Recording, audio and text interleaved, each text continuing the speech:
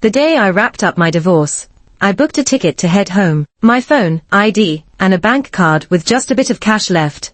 Those were pretty much my life for the last few years. Ben, the house manager, called me, saying there were still some of my things left behind. I told him to just toss them. I don't care. He mentioned that the kid was asking for his mom. He'll soon have a new one, the one he's been dreaming about. My son Tim is really a lot like his dad, David. Even the woman they both loved is the same. I used to be hurt that it wasn't me. Now, I just think, if you don't love me, you don't. Whatever. Before the train rolled out, I said one final thing over the phone. Tell David to rest easy. I won't be bothering him ever again. After that, I turned off my phone and swapped out my SIM card. From that moment on, this city was no longer a part of my life. Next to me on the train sat a little girl about Tim's age, eyeing me with such caution. I used to love kids, but now, I don't really like anything. She was quiet the whole ride, but her parent was on the phone, hollering and swearing the entire way. I put on my headphones and closed my eyes for a nap. I don't know how long I was out when someone gently tugged my sleeve. I opened my eyes to see her, the little girl. Auntie, my mom's gone. Can you help me find her? The seat by the aisle was completely empty. I didn't know what happened,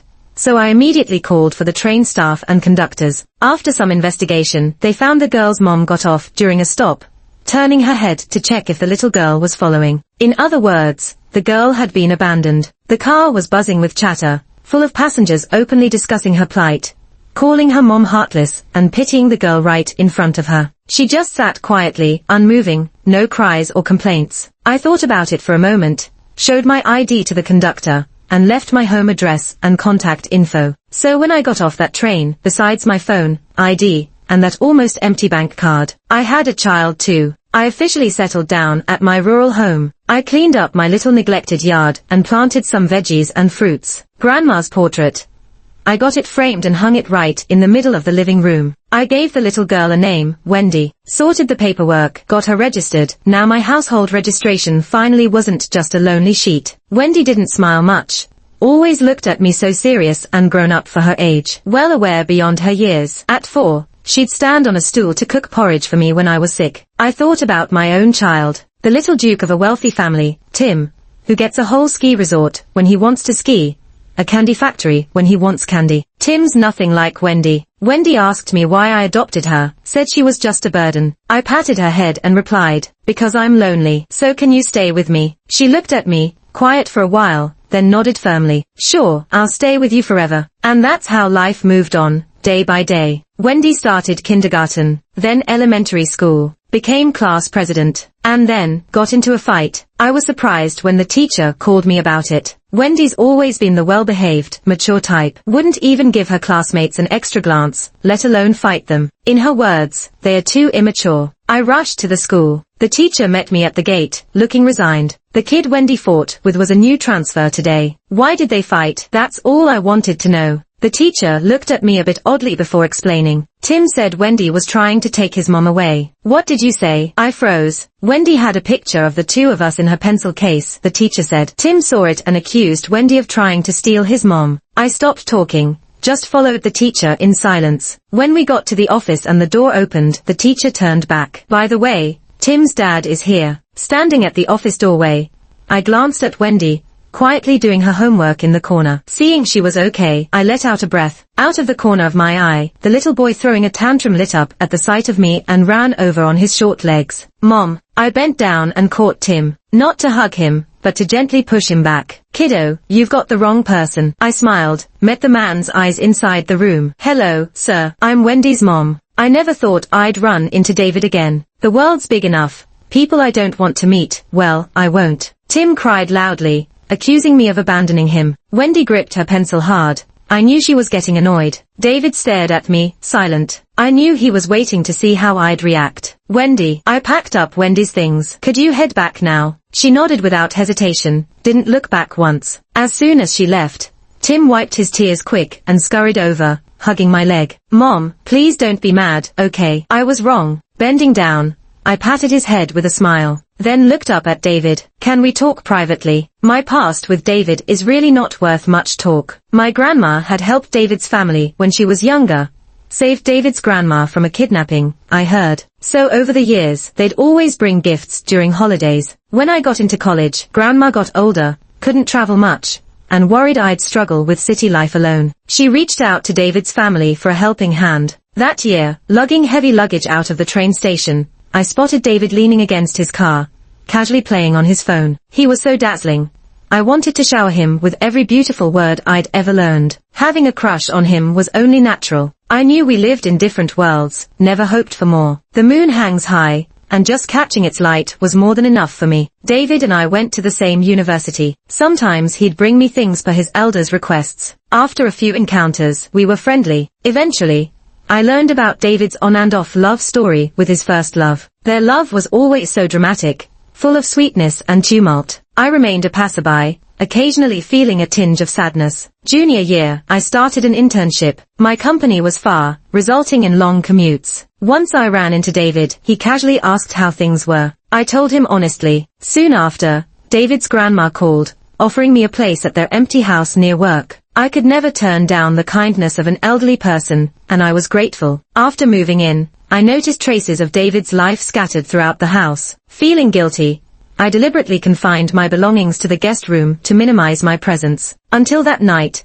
when I came home late from work and found David, drunk and sprawled on the couch. I wanted to avoid any awkwardness, but I also didn't want him to catch a cold. So I grabbed a blanket to cover him. David opened his eyes and looked at me. I thought he was going to ask why I was in his home, but instead, he pulled me down, and things quickly spiraled out of control. Honestly, I don't really remember the chaos of that night anymore. Human bodies have a self-preservation mode. Sometimes, when something is too painful, we gradually forget it. So far, I've only been with one person like that in my life. David said someone else's name. Looking back, it seems he's only called me by my name once. The day we first met, at the train station entrance, he eyed me up and down. Luna. It was me. After school, the campus fell silent. David and I stood at the end of the hallway, with vibrant greenery stretching behind us. Isn't this where you wanted to have a private chat with me? David asked. Just say what you want. Since he brought it up, there was no need to hesitate. What have you told Tim these past few years? What? We've been divorced for 4 years. In that time,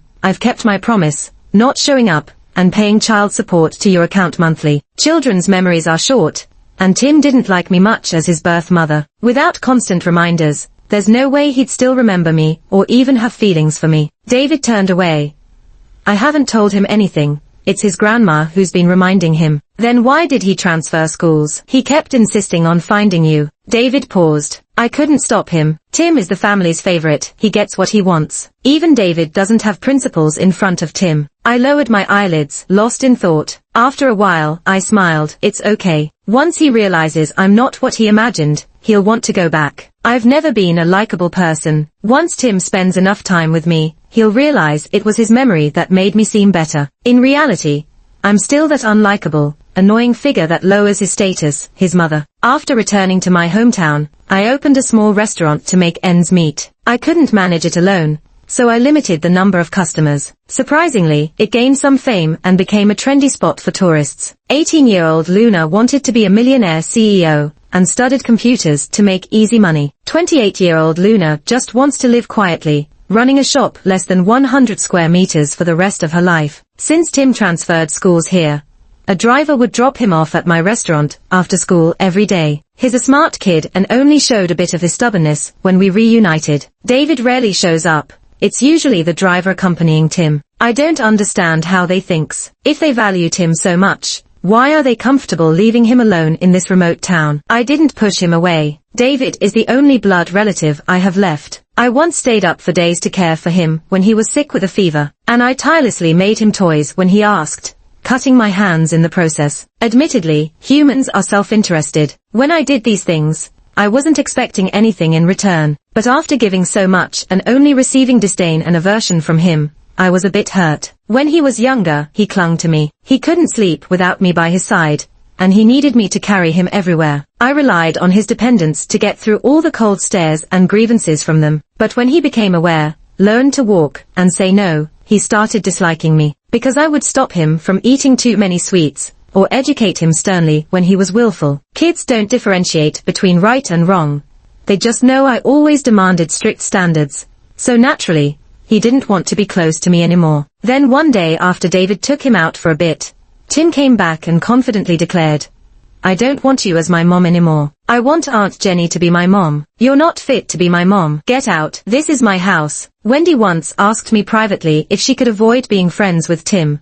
She didn't like him. Of course, it's fine. I didn't mind but was curious. Why don't you like him? Wendy is normally very laid back and seldom expresses dislike for someone, usually feeling indifferent. "He hurt you." Wendy's tone was calm and steady. "You're always sad after seeing him." I was taken aback. "He knows you're sad, yet he keeps showing up in front of you." Wendy continued, lowering her head, sounding a bit gloomy. "Can I hit him? I can't beat that adult yet, so I'll just hit him." Wendy paused to think. "Mom, can you send me to learn martial arts? I'll become really strong, Mom, and I'll protect you." I agreed to send Wendy to martial arts classes. She was especially dedicated, and the instructor said, "Your Wendy works harder than many older kids." I recalled David once jeering at me, "Who could love a woman like you?" "That's not true, David. Grandma loves me, and Wendy loves me. And now, I love myself too." David occasionally appears, each time looking weary, sits in my restaurant, orders a dish or two, finishes, and takes Tim home. Neighbors keep asking if David is trying to woo me. They don't know David is my ex-husband. Only that a wealthy man seems interested in a divorced mom like me. I always deny it with a smile. He's not blind. Why would he be interested in me? He's here for the kid, not to pursue me. In the past, I might have guessed at David's motives behind these actions, but now, I have no curiosity about him whatsoever. Whether he comes or goes, I don't care. Sometimes I wonder when Tim will tire out of this silly game of winning his mother's affection. He's been in this small town, without places like an aquarium or amusement parks, malls or big shopping centers, for almost 3 months. Maybe what you can't have seems more valuable. This lousy trait is buried in everyone's bones, even in kids. The more distant I am, the more he clings. Tim often shows a forlorn expression. When I gently hold Wendy's hand, when I bend to tidy Wendy's dress, when I secretly bring out special treats from the kitchen for Wendy. Yet whenever I look his way, he brushes away the loneliness, flashing a sweet smile. People's preferences change with their feelings. When I adored this kid, even the slightest bump would make me upset for a long time. But now, even if I know he's putting on a brave face, I don't feel anything. Sometimes I even think, why doesn't Tim just leave? Him staying here is honestly, really annoying. I don't hate him.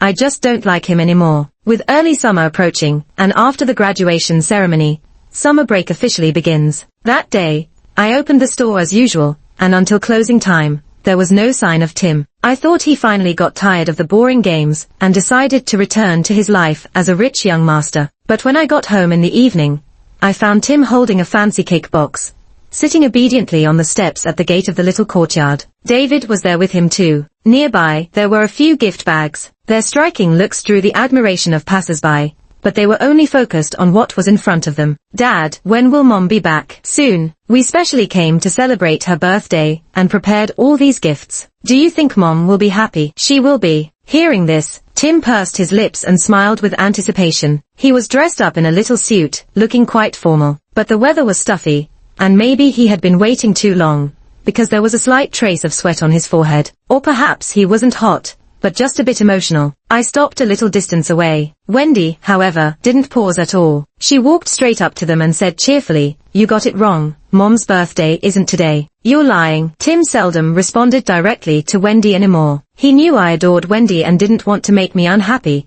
so he usually tried to avoid interacting with her. But this time, he stood up fiercely and rebutted loudly, "Mom's birthday is today. We have the same birthday. I'm definitely not mistaken." David saw me and stood up too. He didn't say anything, but there was a faint look of anticipation on his face. "Luna," he called my name awkwardly, "happy birthday." I walked over, taking out my keys and unlocking the gate to the courtyard, while calmly looking at him.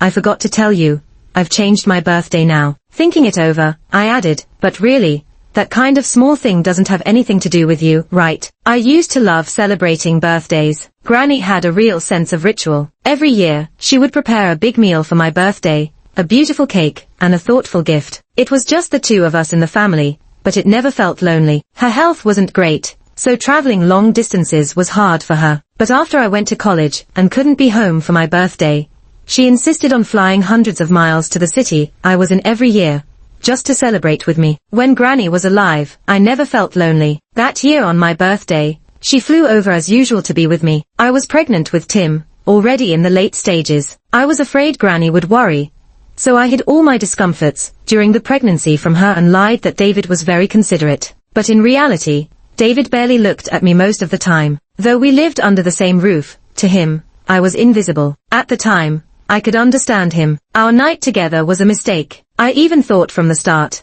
since David was drunk, I'd just sneak away when it was over. As long as I didn't say anything, no one would know what happened. Yet what really happened was that David tormented me all night long. Before I could regain my strength to leave, David's grandmother opened the door, having come by to check on me. Seeing I was worn out from days of overtime, she had brought soup. Then, things spiraled out of control, like a wild horse, and were irreversible. David's grandmother wasn't interested in the entanglements of young lovers. She only knew that David ruined my reputation, and must take responsibility. Whether David had a love interest, or if his family was satisfied with me, or if I wanted to marry him, didn't matter to her at all. She only cared that she couldn't disgrace my grandmother. Luna, I have told your grandmother about you and David. Her health isn't great. You wouldn't want her to worry about you, would you? I can tell you have some feelings for David. You're a good girl. I know you don't want to ruin David and Jenny's relationship, but it's already happened. Jenny can't tolerate this. There's no chance for her and David anymore. But you and David have endless possibilities. Don't you want to try? I admit there was a moment when I was tempted, but before I could make a decision, I found out I was pregnant. The symptoms were so strong, I couldn't hide it at all. So, my escape was cut off. I had to bite the bullet, endure David's hatred, and start a marriage that was doomed to be unhappy. Sometimes, I hated how I'm so naturally inclined to give in. I had to pretend to be happy for the elders while pretending not to care in front of David. But truly, I wasn't happy. I was in pain. Morning sickness was painful, swelling was painful, cramps were painful. Being despised by David's family was painful, being hated by David was painful, being ridiculed by Jenny was painful. I endured and faced another birthday. Granny was thrilled.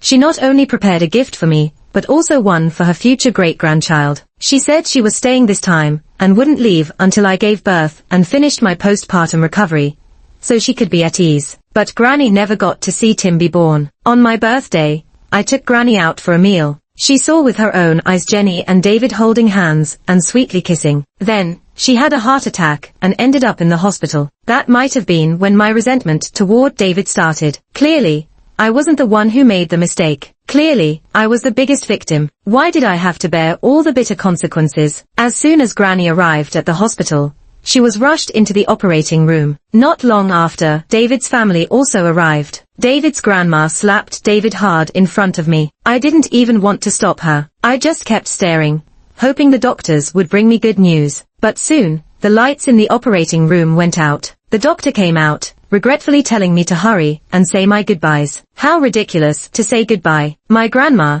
just an hour earlier, had been smiling warmly, holding my hand, saying she had personally made soft little clothes for her darling. Now, I had to say goodbye. David's grandmother cried miserably, repeatedly apologizing to me and my grandma. I could hear nothing, only numbly, tightly gripping my grandma's hand, afraid that if I let go, I'd never hold her again. I know, being married, you're not happy at all. You just didn't want me to worry, so you said nothing. Grandma lay on the hospital bed, looking at me with pity. I'm sorry, Luna. After this, Grandma can't be with you anymore. She wept sorrowfully and choked. Luna, what should I do? What if someone bullies you? What if no one's nice to you? Who can I entrust you to? Dear Grandma, don't worry.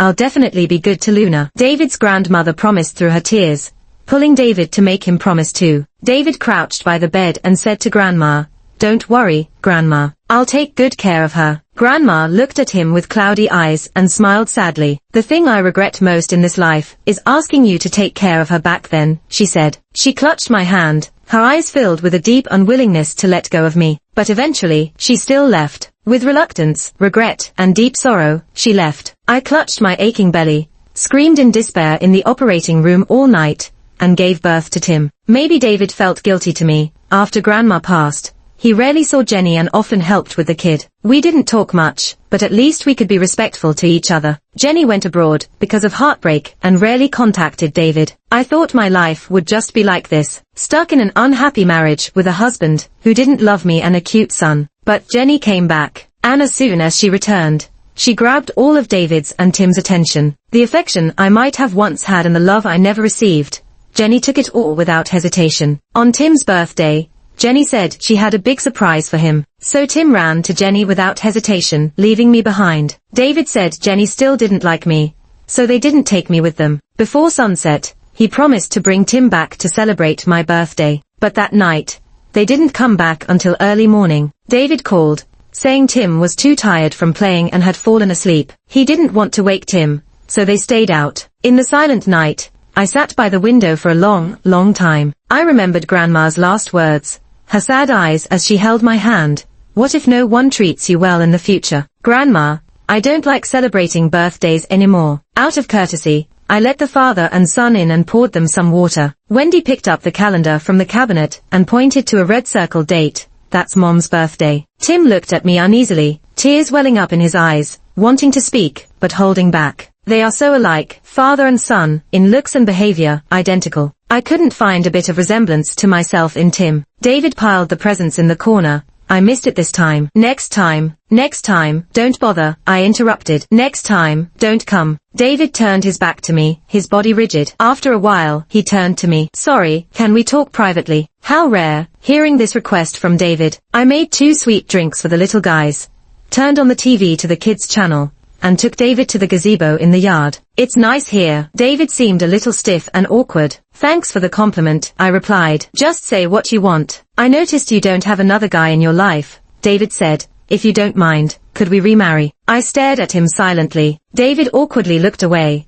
I just think Tim deserves a complete family. Tim has changed a lot recently. He's not as spoiled as before. So, you didn't marry Jenny? I asked, catching him off guard. Everyone said she was your perfect match, Tim's mother. You never said it, but I knew you thought the same way. So I stepped aside. What happened? You two didn't end up together. David couldn't hold my gaze, his hands clenching and unclenching. That's all in the past. And so are we, I said. But we have a child. So what, David? Stop making excuses with others. It was Jenny before, and now it's Tim. I smiled softly. Admit you have feelings for me. Is that so hard? I used to wonder how unpresentable I was to David for him to be so ashamed to admit it. Real feelings are hard to hide. I never said I loved David, but my blushing ears and quick heartbeat were dead giveaways. Our marriage lasted 4 years. I may be a people pleaser, but if he hadn't given me a glimmer of hope, I couldn't have held on for 4 years. I don't know when he started to like me or how much, but I inherited Grandma's habit.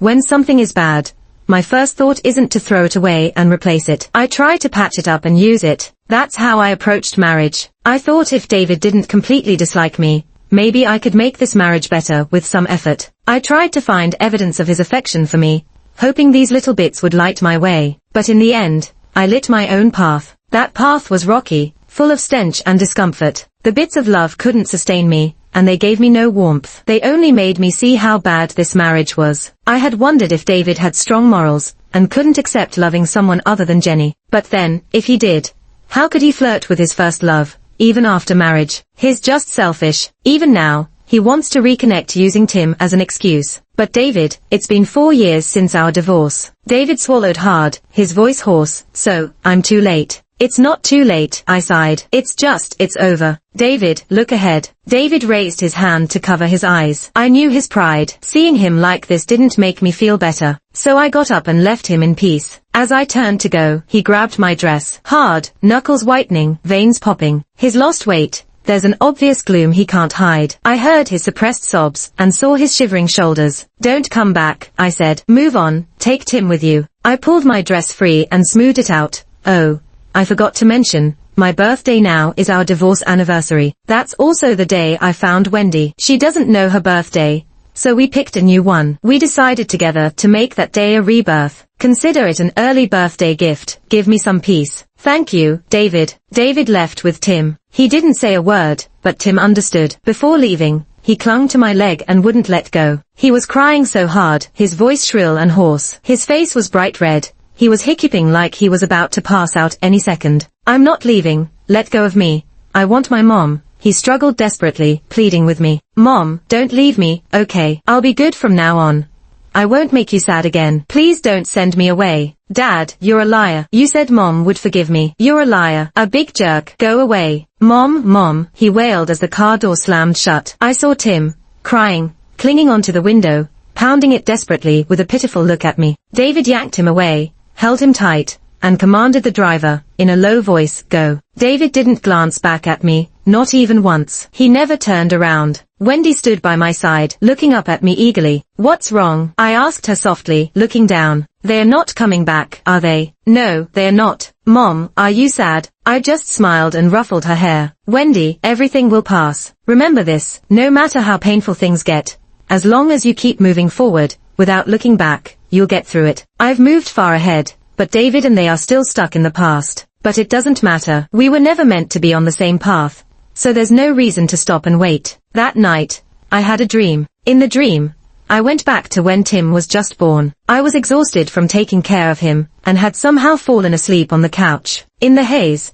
it was David who came home late from work and carried me upstairs gently, laying me on the bed. He brushed my hair from my forehead and gave me a soft kiss. Good night, honey. Back then, I really thought I could spend my whole life with him. Later, I realized life is too long for anyone to accompany you to the end. He was just a passerby, a vivid stroke in the otherwise calm painting of my life. But that's all he was. David, you and I ended this a long time ago. Epilogue. After David and Luna's divorce, the atmosphere at home stayed gloomy for a long time. That woman, who was unwelcome by everyone, finally left, but the expected relief never came. David was always a man of few words, and after the divorce, he spoke even less. Busy with work, he was either traveling or on his way to travel. Even when he was home, he would just crash to sleep immediately. Tim, on the other hand, was carefree, running around with the nanny all day. If things didn't go his way, he'd throw a huge tantrum. But one day, he suddenly asked, "Where's Mom?" The nanny didn't know how to answer. Tim was curious, searching under tables, in closets, around the garden, all in vain.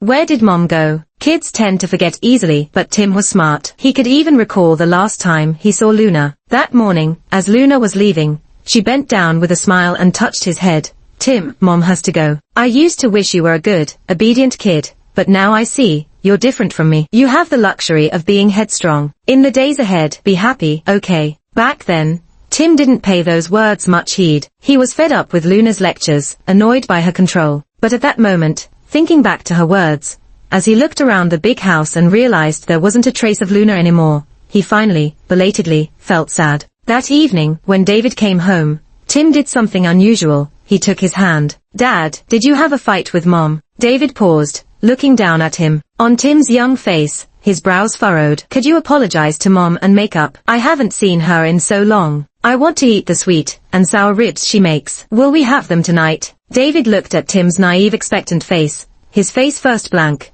then slowly a nasty smile crept up. I didn't fight with her. I divorced her. Do you know what divorce means? Divorce means she doesn't want you anymore. She'll never see you again, no matter what you do. She abandoned you, understand? He seemed to revel in Tim's fear, repeating, Tim, she doesn't want you. She'll have other kids, ones who are more obedient and cuter. You mean nothing to her anymore. You're lying. Mom wouldn't leave me. Tim screamed. You're the one she left. Mom told me she loves me the most. She lied to you. David laughed. Tim, you got fooled. Love you most. Hey, you believe that nonsense? David, what are you saying to him? Hurriedly, David's elder came to take the distraught Tim in their arms, whispering comfort. Tim, don't cry. Daddy's just kidding. I want Mommy. Mommy's got something going on. She went back home for a bit. She'll be back in a few days, all right? No, no, no. I want to see her now. Tim struggled. What David couldn't stand the most was Tim acting spoiled. He watched Tim cry indifferently, like a spectator with no emotion. Even when Tim cried until he almost vomited,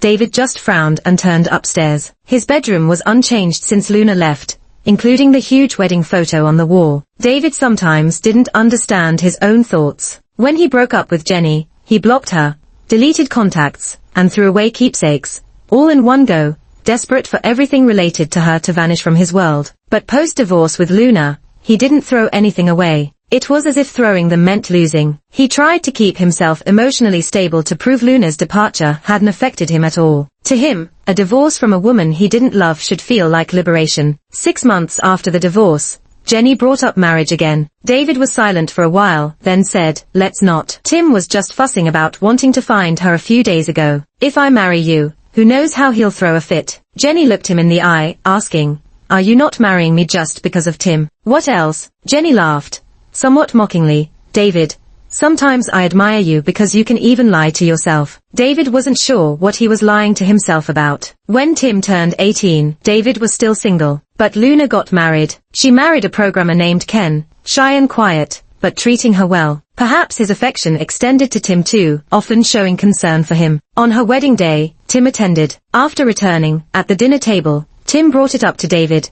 saying the atmosphere at the wedding was great, not many guests, but lively. David just chewed his food in silence, not even sparing a glance. That's how it was between them always. Between them, family ties and words were sparse.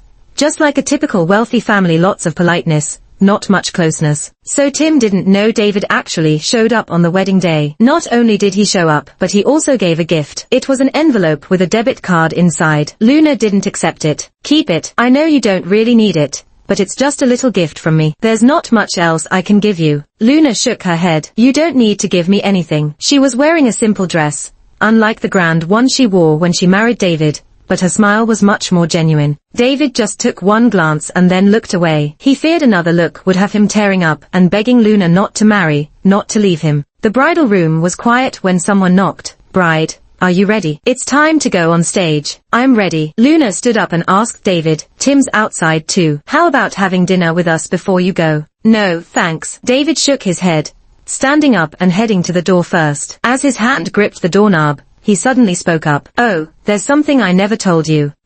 In the past, I used to feel jealous of Tim and Grandma. Luna looked surprised. What did you say? Everyone said you loved me to death, but I always felt Grandma was more important to you. David's voice was calm, so I was always a bit unhappy. After Tim was born, no matter what we were doing, as soon as Tim cried, it was like I didn't exist to you anymore. So I've always kind of disliked Tim. Perhaps subconsciously, I always wanted to have all your attention. David laughed at himself. Too bad I didn't have such luck. So I ended up losing the bit I did have. He added, and I wasn't drunk that night. I was very clear-headed. Finally, David turned back to look at Luna. If you're ever unhappy, you can find me anytime. But if you're happy, please don't tell me. You know, I'm not exactly a good person. Seeing you happy with someone else makes me want to stir things up. From the day Ken showed up next to Luna, David had known. That destructive impulse broke free instantly, like a vile creature lurking in the shadows, planning to ruin Luna's second wedding. But man, Luna looked so happy. She seemed genuinely blissful. Not witnessing Luna and Ken's wedding was the best blessing David could offer. Was it sad? Yes, it was. Any regrets? Sure, lots of them, but no matter how sad or regretful, in this lifetime, David and Luna were done. End of the line. David thought back to the year he first met Luna. His grandma had sent him to pick up a country bumpkin, and he wasn't too thrilled. Just a moment before seeing Luna, he was complaining about it with his friends on his phone. But when he looked up and saw Luna, he almost forgot to breathe. She was like a cool breeze blowing away all the summer heat, leaving only the sound of cicadas and the sunlight dancing through the leaves. It was an instant feeling. He did things he couldn't even explain, always finding his gaze resting on her. By the time he realized it, there was no turning back for them. He watched the light on her dim little by little, shadows growing larger. He genuinely thought she'd stay by his side forever. Half asleep, David seemed to dream. In the dream, he was back on their wedding day, with the officiant holding a mic, asking, for richer or poorer, in sickness and in health, David, do you take Luna to be your wife? He heard his answer, I do.